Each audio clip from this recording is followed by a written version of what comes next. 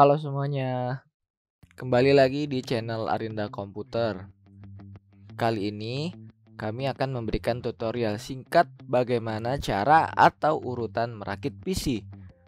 Nah, khusus kali ini kami akan merakit PC dengan prosesor AMD Ryzen 5. Dikarenakan dari video pertama kami tentang cara perbaiki pin prosesor AMD yang patah, ternyata banyak loh dari teman-teman yang mengalami kejadian tersebut.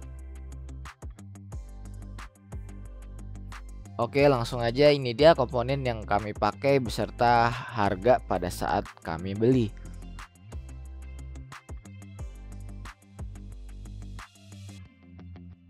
Yang pertama, siapkan dulu casingnya, buka baut tempered glass, dan kemudian sebelum memasang motherboard pastikan baut pada plat motherboard sudah sesuai untuk spek motherboard yang kita punya. Yang kedua, siapkan motherboard beserta komponennya.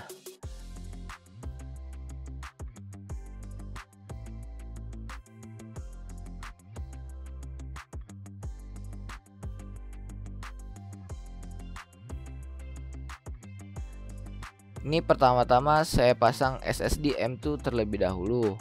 Dikarenakan ini komponen paling kecil, jadi saya dahulukan.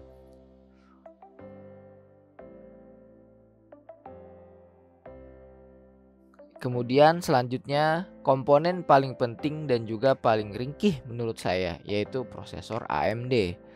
Karena kan prosesor ini pinnya berada di luar, maka jika salah dalam pemasangan atau prosesornya terjatuh dapat menyebabkan pinnya bengkok bahkan patah. Ketika pinnya bengkok, maka kita tidak akan bisa memasukkan prosesor tersebut ke dalam soket.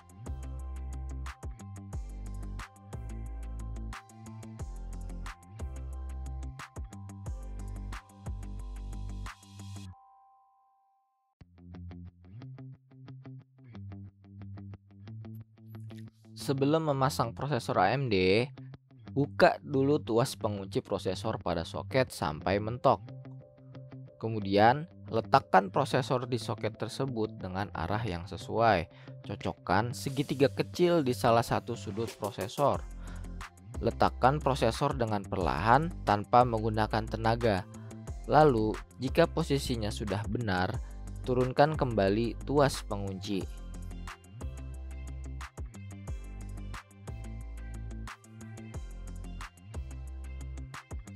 Keempat, pasang heatsink fan prosesor.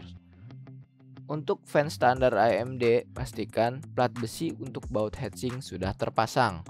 Kemudian, tinggal kita baut. Jikalau menggunakan selain fan bawaan, pastikan dalam menggunakan thermal pass jangan sampai berlebihan karena dapat menyebabkan heatsink dan prosesor menempel sehingga sulit untuk dilepas nantinya.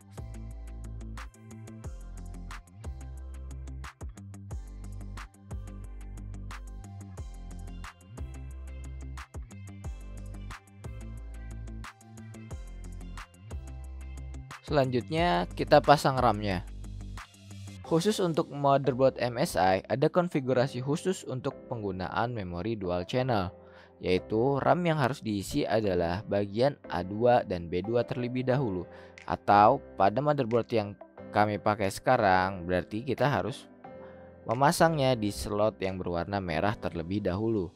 Jika salah dalam pemasangan RAM, maka display di monitor tidak akan tampil.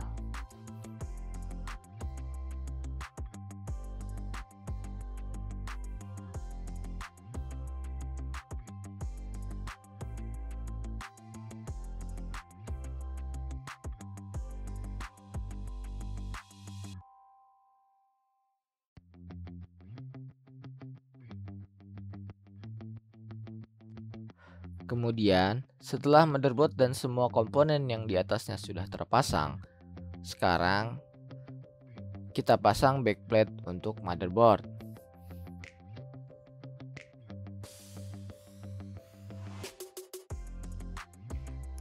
Sebelum kita memasang motherboard ke dalam casing, baiknya kita membuka dulu tutup casing bagian belakang plat motherboard.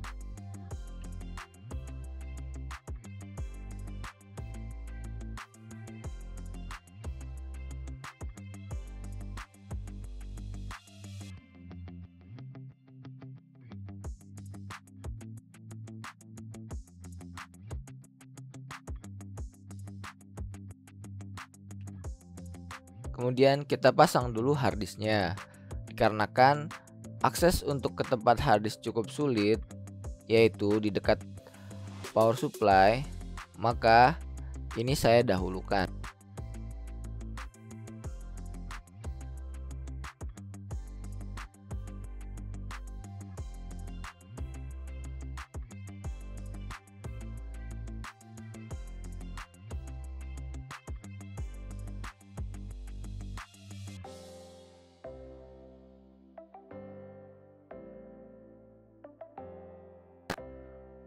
Oke, selanjutnya kita pasang motherboard di casing.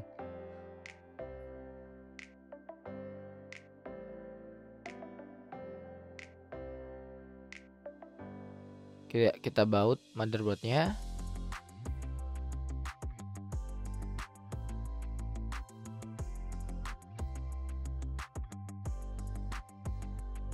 Step selanjutnya yaitu pasang power supply. Kerapihan kabel manajemen di casing tergantung dari bagaimana kita mengelola kabel power supply tersebut.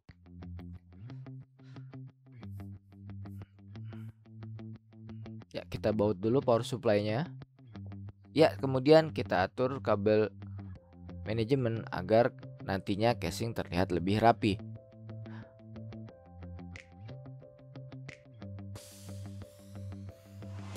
Oke, selanjutnya kita siapkan graphic card.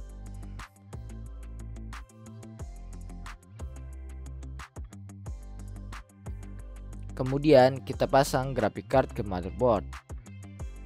Setelah terpasang, jangan lupa colok power pin PCI Express jika Vega-nya memang terdapat lubang pin PCI Express.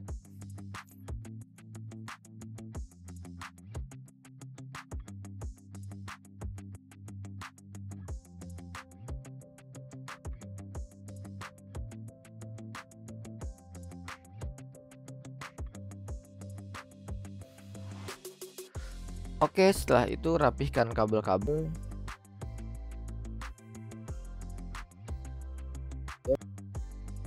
Jangan lupa colok kabel front panel. Kalau misalnya nggak dicolok, nanti kita jadinya nggak bisa nyalain. Setelah kabel manajemen selesai, kita rapihkan kembali casingnya. Pasang kembali tempered glass. Nah, sekarang waktunya kita coba nyalakan.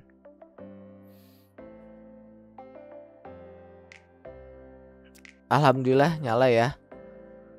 Nah, berhubung ini punya customer dan dia buru-buru mau ngambil, jadi kami nggak sempat buat ngetes performanya.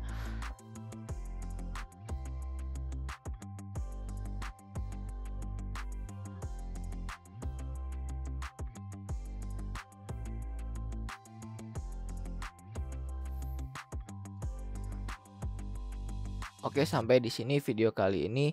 Terima kasih telah menonton video ini. Jangan lupa like jika menurut kalian video ini bermanfaat dan subscribe untuk mendukung terus channel ini. Sampai ketemu lagi di video-video selanjutnya.